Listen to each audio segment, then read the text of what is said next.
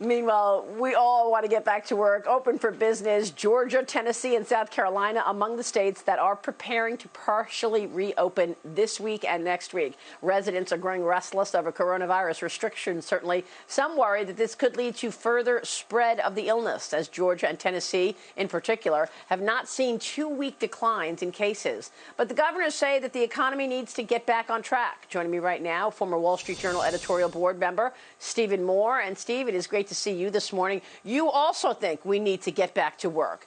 Tell us how you would like to see a rolling open for the nation. And are you worried that as we see this slow rolling open, getting back to the economy, that it may mean a spike in coronavirus cases again with the spread happening? Well, hi, Maria. Good morning. First of all, I am a member, as you know, of the President's Economic Task Force for Recovery. So we've been talking almost every day about this issue. I'll tell you, the President is probably the most bullish about getting the economy reopened as anyone. And he certainly understands the health risks, but he also understands that we can't continue until June, the end of June to get or even the end of May to get the economy open. That the economic ramifications of that, and frankly, the ramifications for public health and the increase in suicides and child abuse and drug abuse and all of the problems associated with the increase in poverty and unemployment would just be horrific for the American society. So I believe what you're going to see. You mentioned those states like Tennessee and Georgia, Texas is opening up.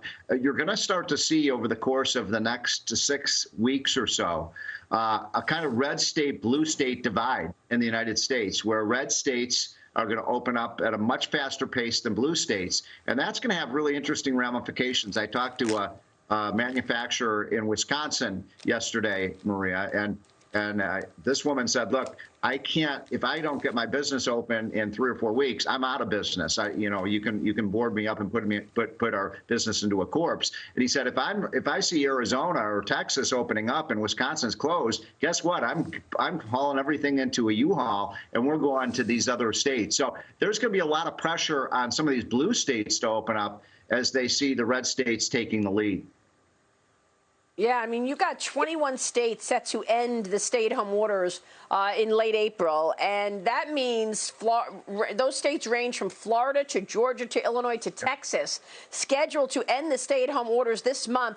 That accounts for nearly half, 46%. Of real GDP, Steve. And that's why Cornerstone Macro is raising their forecast for the second half of the year. They're talking about a contraction in the first quarter, roughly 3.5%, contraction in the second quarter, roughly 25%.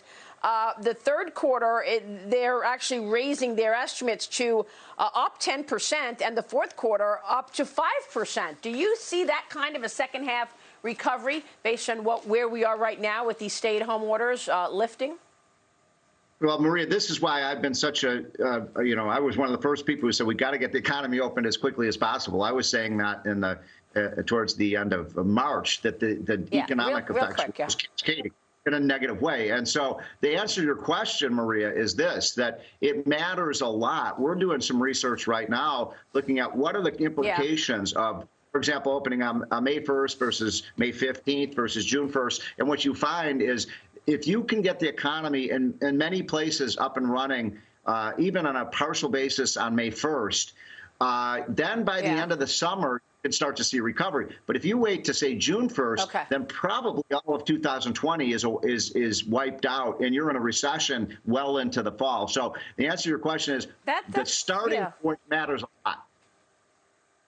That's really interesting analysis. I'm going to come back to you on that. I want to hear more about that. But real quick before we go, Steve, what's your take on phase 3, the stimulus deal on the horizon? House Speaker Nancy Pelosi says negotiations are down to, quote, fine print.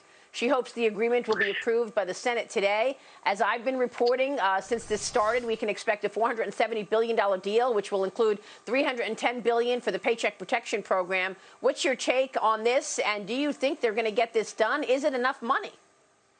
Yeah, I do think they will get it done sometime in the next couple of days because, as you guys were just talking about, time is of the essence. And I just listened to your fascinating conversation about, the problems with the PPP. And I got to say, the biggest problem, and this is something that just needs to be shouted out every day and has to be fixed.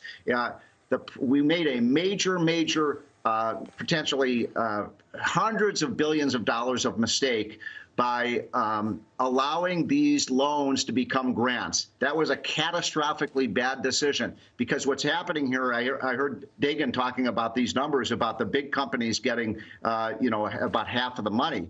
What's happening, Dagan and Maria, is the healthy companies are treating this like free money because they weren't going to lay off workers anyway. And now they get this free money, 2 or 3 or 4. I get calls every day. How would I get this free money? We have to make sure this is a loan program, not a grant program. And by the way, this is the reason, Maria, that the little companies, the little guys that you were talking about, the little shops can't get the money because all of these bigger companies that are healthy are getting this money. We have to make sure it's a loan program, not a grant program. It has to be repaid, and that will discipline this program. Yeah.